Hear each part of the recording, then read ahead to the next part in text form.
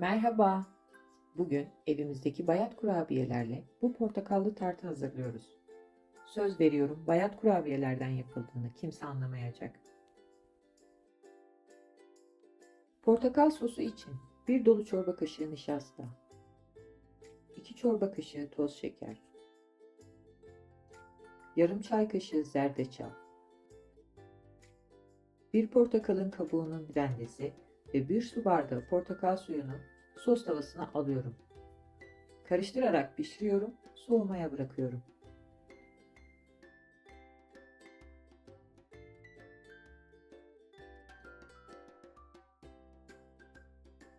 Tart hamuru için 1 tepsi kadar bayat kurabiyeyi robotta un haline getiriyorum. Kurabiye unu 3,5 su bardağı kadar. Üzerine 2 çorba kaşığı pudra şekerini, 50 gram eritilmiş tereyağı ya da margarini ekliyorum. Yarım çay bardağı sütle hamur haline getiriyorum.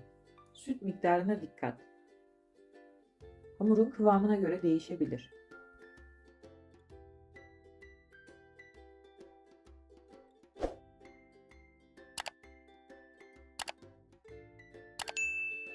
Hamurun kıvamı gösterdiğim gibi olmalı.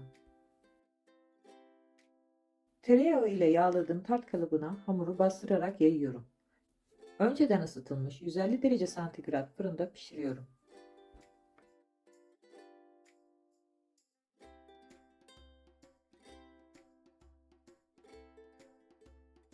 Süsleme için kullanacağım portakalı dilimleyip dilimleri toz şekere buluyorum.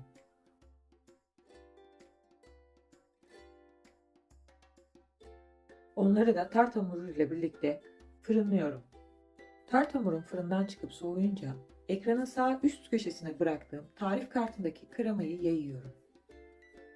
Yarım çay bardağı sütle hazırlamış olduğum krem şanti ile kenar bordürlerini yapıyorum.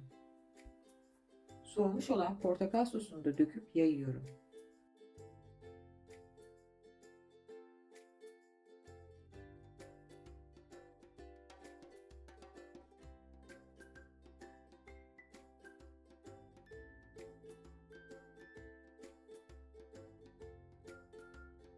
Kalan krem şanti ile dekor yapıp fırınlanmış portakal dilimleri ve gümüş incilerle süslüyorum.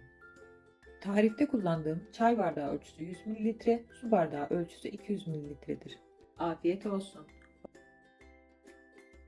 Hoşça kalın.